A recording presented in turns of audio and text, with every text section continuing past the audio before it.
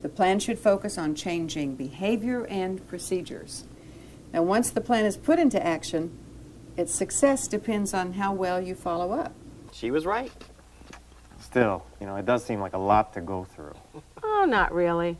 We discovered when we put it into practice, everything she told us became a simple and logical process. You make the decision to take responsibility for resolving the conflict. And as you conduct your meeting, keep these basic points in mind. The focus is to uncover, define, and discuss the real problem. You may have to allow ventilation of emotions. State the ground rules. Everyone will be open and honest. No one will leave the meeting without having their say and being heard. Everyone will listen to each other without argument or reaction. All involved will have a positive attitude. Opinions and feelings need to be supported by facts and behavior. To draw people out, ask questions and explore all sides. Listen objectively. Offer feedback to ensure understanding.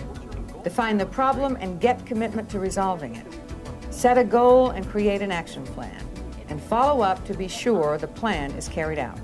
I want to leave you with one final thought, and that is the most important thing I've said here today is that you need to get with your people and talk out your problems. Okay? It was interesting to hear how you dealt with your problems. They were tough situations. I'm sure glad my team works together so well. Excuse me, Al. Could I speak with you for a minute? Sure, Jill. What's up? I just walked out on a meeting with Steve. Can I meet you in your office in a couple minutes? Sure, do that. Thanks. Sorry, guys, I gotta go. No conflicts on your team, eh, Al? Hey, conflicts happen. Oh, well, let us know how you handle it, okay? I'll do that. Yeah. See ya. See ya.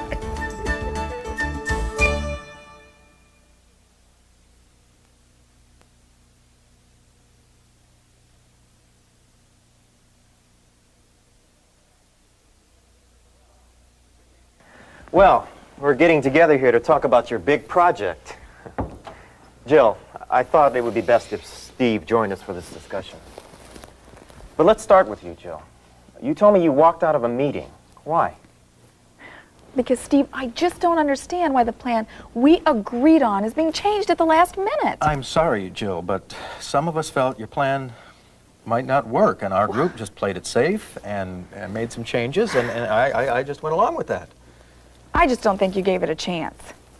Look, the feeling was that maybe your plan wasn't as well thought out as it might be. Somebody didn't do their homework, and I just feel that we... Wait a minute. Excuse me a minute.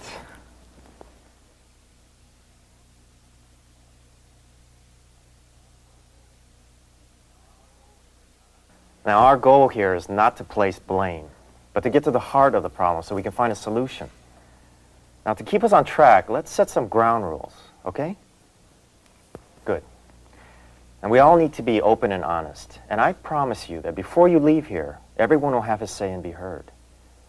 We need to listen to each other without argument or interruption. And we need to have a positive attitude. All right? Now, any opinions or feelings we express should be backed up by facts or specific examples. Now, does that sound fair?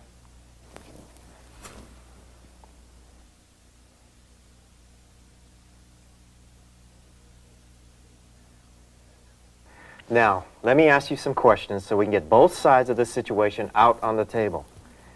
Jill, what's your understanding of how the team arrived at the final plans for this project? Well, in our team meeting, I gave a detailed presentation on the total plan. And then we all talked about using some new resources. Steve, now apparently Jill understood there was agreement on her plan. And what happened to change the situation after that original team meeting? Well, later on, some of us were talking about it, and we began to see some problems that didn't come up during the team meeting. And we were under attack. Let's go back to that original meeting when you all agreed on the plan Jill proposed. How did the discussion go before a decision was made? Well, there wasn't much discussion. That's part of the problem. Steve, after I explained it, you said, "Sounds good to me." You understood it. Excuse me, Jill, but remember, we agreed to hear each other out without interruption, okay? Can we stick to that? Sure. Good. Let's go on, Steve. I think I heard you say that you didn't feel part of the planning process, or was it something else? Well, if I agreed to all the changes she wanted, I'm sure I didn't realize it. I hate to say this, but I think Jill and some of the others don't realize that sometimes they just railroad their ideas through.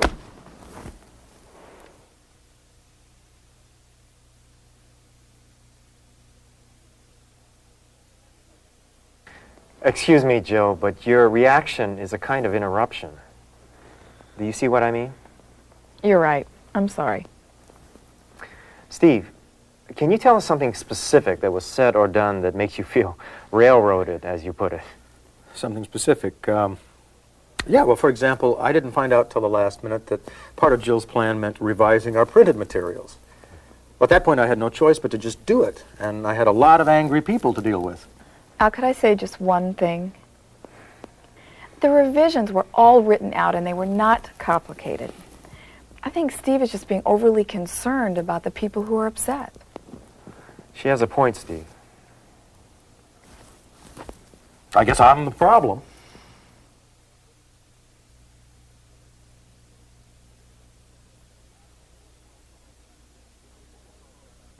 It's important for us to understand your point of view on this, Steve. Give us your feelings, and please be open with us, will you? Well, I don't want this to sound like sour grapes, but I do know a few things, just from having been around as long as I have. But my input isn't asked for that often, and that bothers me.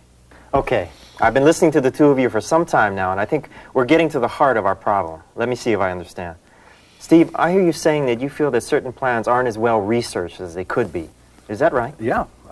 Maybe part of the problem is that you understand your plans up here, and you don't realize you haven't shared the details with all of us. Some of us need them spelled out. Jill, I hear that you say that the team agrees to your plans, but then won't give them a chance to work. Did I put that right? Yes, that is right. And if they would just give me a chance to explain it again, or if we could just discuss the situation, we could make it work. Yeah, it does begin to sound like our main problem is communication, or rather lack of communication. That's it. I agree. You know, I think you've just defined the real problem, Steve.